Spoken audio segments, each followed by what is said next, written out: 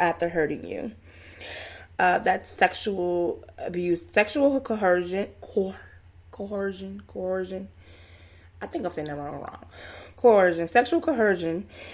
Uh, it says sexual coercion lies on the continuum of sexually aggressive behavior, making you feel like you owe them sex, giving you drugs, alcohol to loosen you up, your inhibitions, playing on the fact that you're in a relationship, saying things such as, sex is the way to prove that you love me.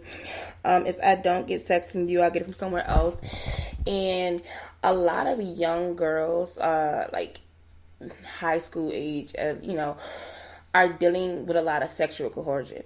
Like, they feel like, I have to have sex with this guy, or I have to be intimate with this person, because if I don't, then they are going to cheat on me, or they feel that if I don't have sex with them, then they'll find somebody who will.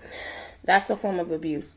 Love isn't either or. It's a complicated mess. However, you should never feel like you're obligated to have sex with somebody in order for them to be with you. That's not a deal breaker. What else we have? Reproductive coercion.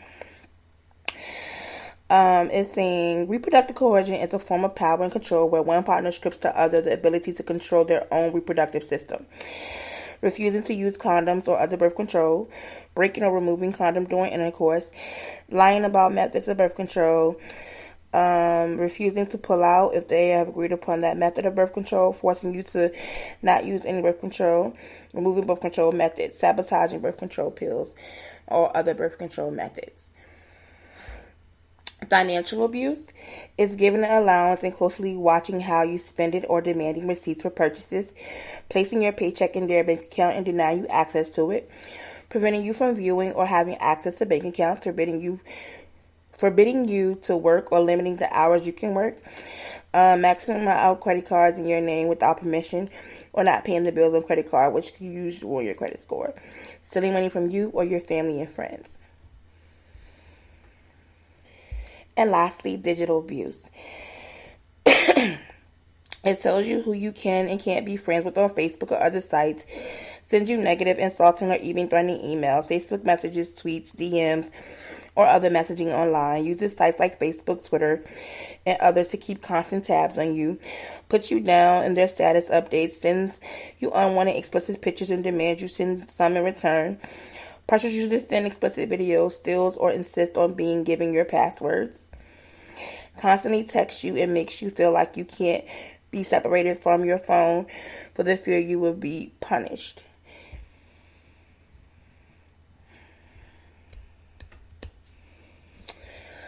Alright, so those are the different forms of abuse as stated by hotline.org, and what it looks like, or what that person or you could be experiencing.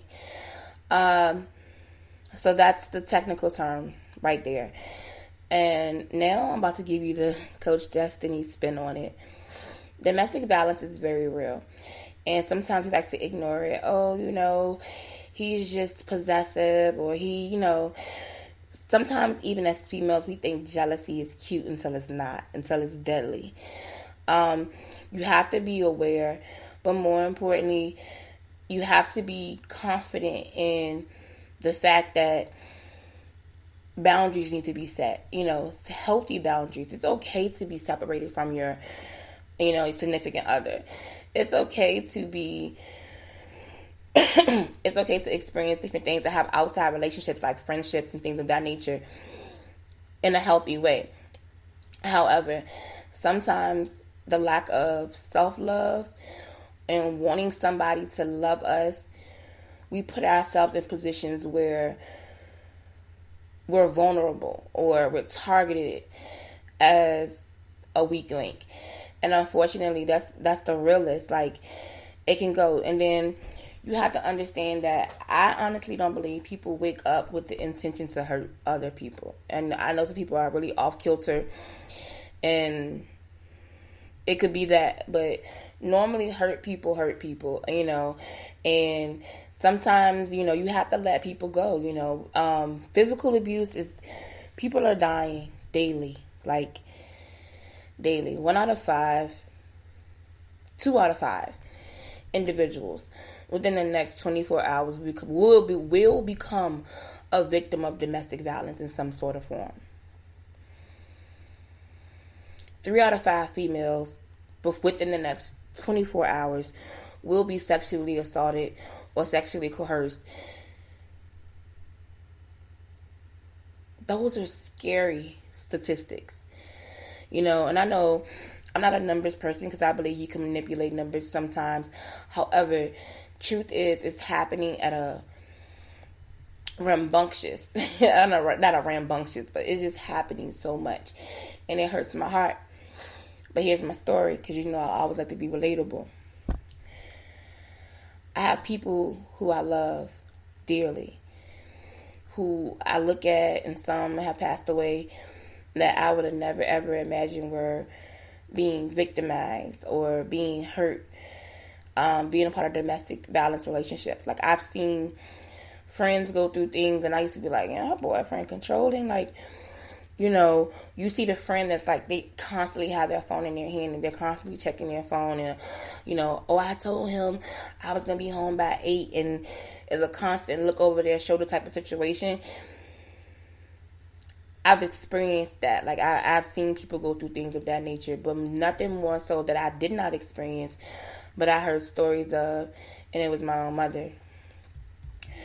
So, and then, other mother figures in my life also have been through it, and I've seen them. I've seen them go from the ashes, and now they're beautiful, productive women. My mother has passed away, God rest her soul.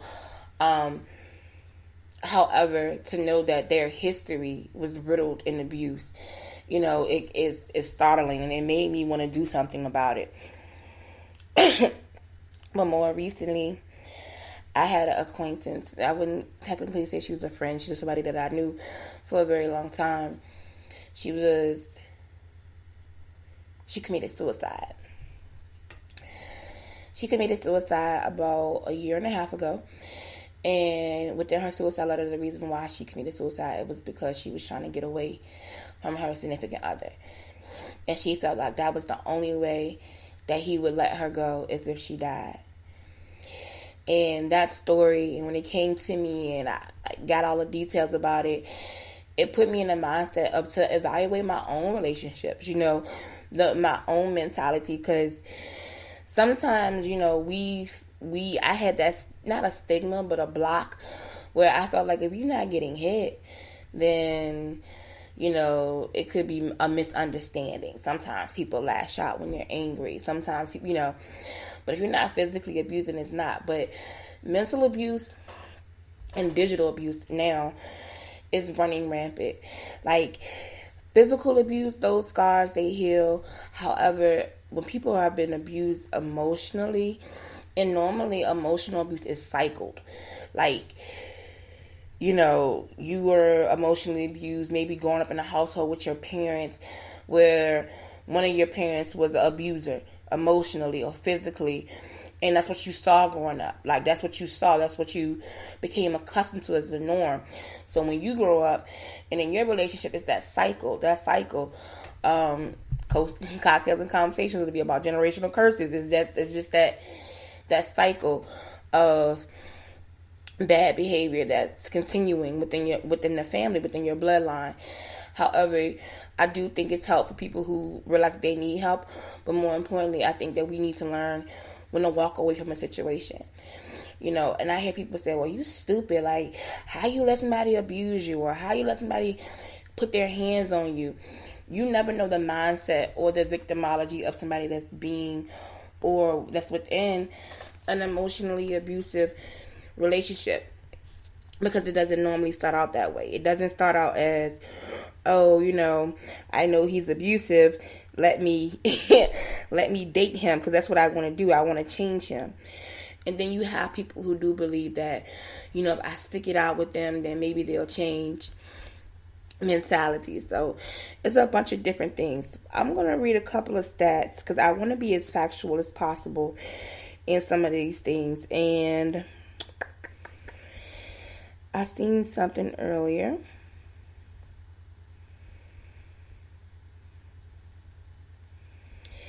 So it's some general facts. It says 1 out of 4 women, 24.3%, and 1 out of 7 men, 13.8%, aged 18 and older in the United States have been the victim of severe physical violence by an intimate partner in their lifetime.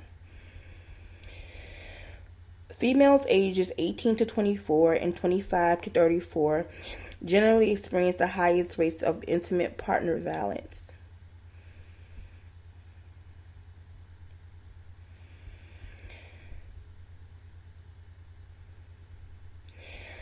Now, because I have a nonprofit and my nonprofit is currently working on something for dating violence for teens, I want to read a couple of teen facts that it kind of hurt my heart to see that, our children, and I always say our children because every child is your child, and I do honestly believe it takes a village to raise a child. But some of these says, in a national survey, 9.4% of high school students report being hit, stabbed, or physically hurt on purpose by their boyfriend or girlfriend in their 12 months prior to the survey. More than a quarter of the male victims of completed rape were first raped when they were 10 years old or younger.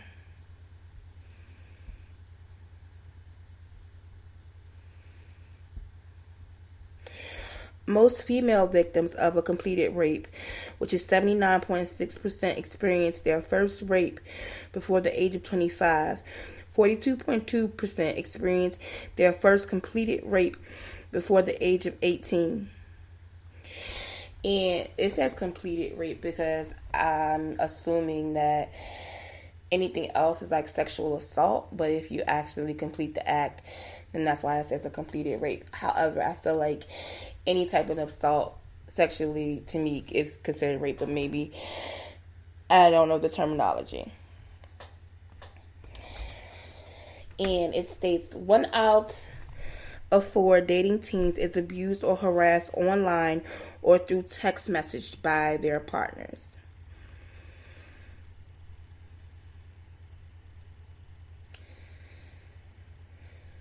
So these are some of the facts. The only thing that I'm reading is on the hotline.org, mainly because I feel like I work with this group, the National Hotline for Domestic Violence, when I was younger, when I was doing a lot of advocacy. So, and it's actually the same group that I'm going back to working with when my nonprofit and things get back up and running.